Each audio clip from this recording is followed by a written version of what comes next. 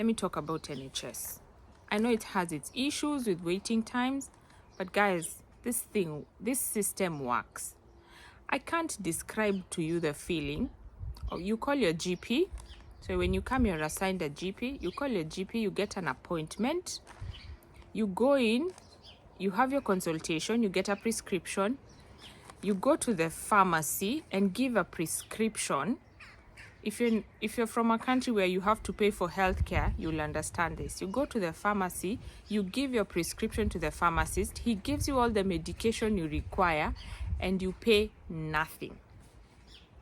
Of course, you've paid for it earlier, either through your payroll or through NHS surcharge, but it's free at the point of care.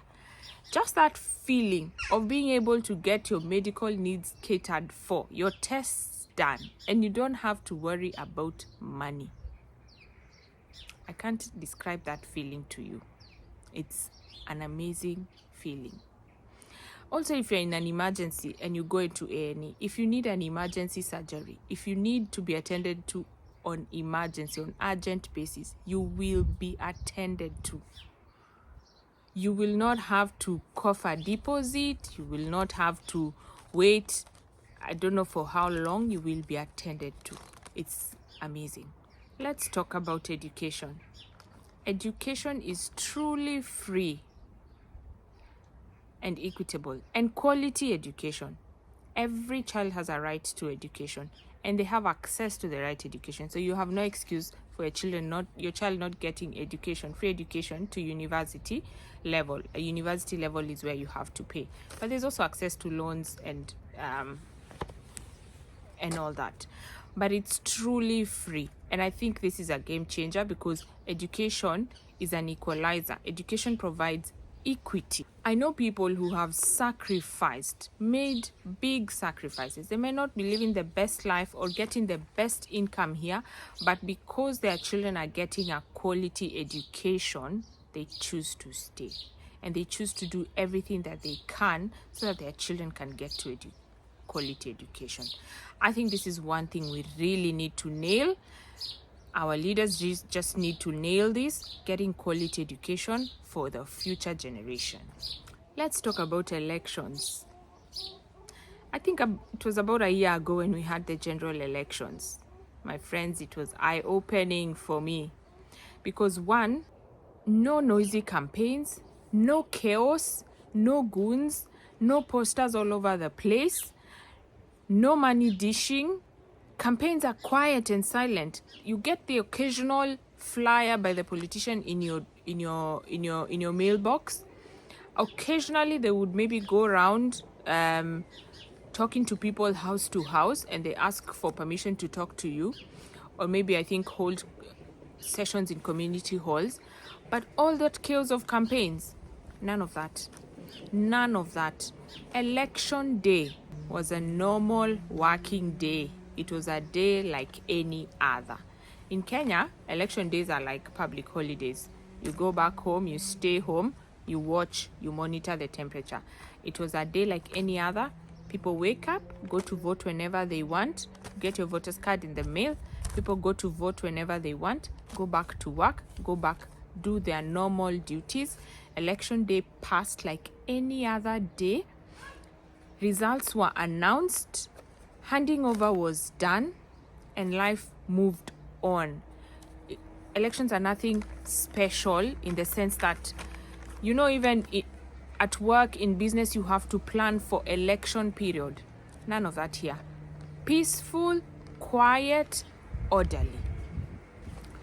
One other thing I love is that there's a lot of support, like for small businesses, there's support for innovation, there are innovation hubs, support for startups, there's a lot of government incentive for, it's not perfect, get me right, but there's a lot of government incentive in terms of training, in terms of bodies that can help people who are starting up, innovation hubs to boost research, to boost even if you want to upskill your skills as an employee or as someone who's looking for a job. There's a lot of that, and it's funded, which is amazing. If you're finding this video useful, if you're finding this video educative up to now, please Remember to subscribe. Please hit the subscribe button and let me know in the comments what else you'd like me to talk about. Getting a bit personal, I live a very simple life. Moving to the UK has made me appreciate the simplicity of life. I find life here to be very simple. I don't know what we do back home or what I did, let me speak for myself, to complicate my life. Time is a valuable asset. So you spend your time on things that really matter to you. But then you also find yourself, you have time to explore the things that you like. Like now we're in the summer. It's a glorious day. I had to take this video outside. You can explore whatever sports you want, whether it's sea sports, we live next to the sea, whatever kind of thing you want to explore, there's time to explore that. If you want to sing, you want to join a band, like there's always avenues. You want to dance, for you to explore your hobbies, to explore your talents, to just have fun. And I find life like really simple, and that you make time for the things that are really, really valuable. Whereas at home, you can get caught up in a lot of peer pressure, a lot of doing things because people are doing, a lot of peer pressure, family pressure. None of that here. Saving the best for last. I love that working in the UK, and I think working in the Western world generally, if you're intentional, you can really grow your knowledge, your network, your skills. You can really upskill, you can really grow your career. Here's what I know to be true. Like most big companies, the movers and shakers, and not just companies, biggest decision-making bodies where money is moved, where decisions are made, most of these companies are based abroad. They're based in the Western world. And so most of the research is done here. Most of the strategy is done here. Most of the decisions are done here. And back home, it's just to implement. This is what I know to be true. All the major decision-making bodies, all the biggest companies, all the movers and shakers, all the big decisions are made in the Western world. They're made in Europe, they're made in US, they're made in the headquarters of these big companies or these big bodies. And then implementation, what comes to us back home is to just implement. So the decisions, the research, everything is done abroad. And for us back home is to just implement. So that's why this is a good place for you to grow your skills, to grow your knowledge, to grow all that. But the other thing, which I also say, and that's one of the important reasons we need to be here, is so that we can have our voice heard and we can shape these decisions.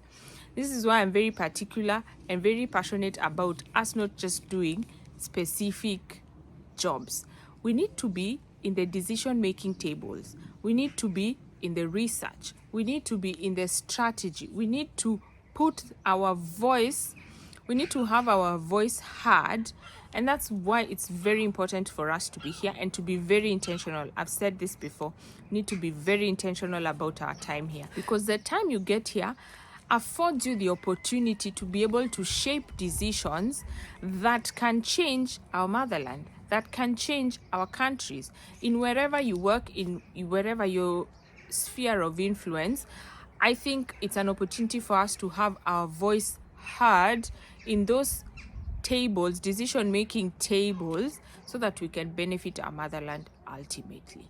Thank you for watching. Thank you for staying to the end of this video. Remember, let me know in the comments what else you would like me to talk about. Let me know what you enjoy about living in the UK, about living abroad. And remember to subscribe.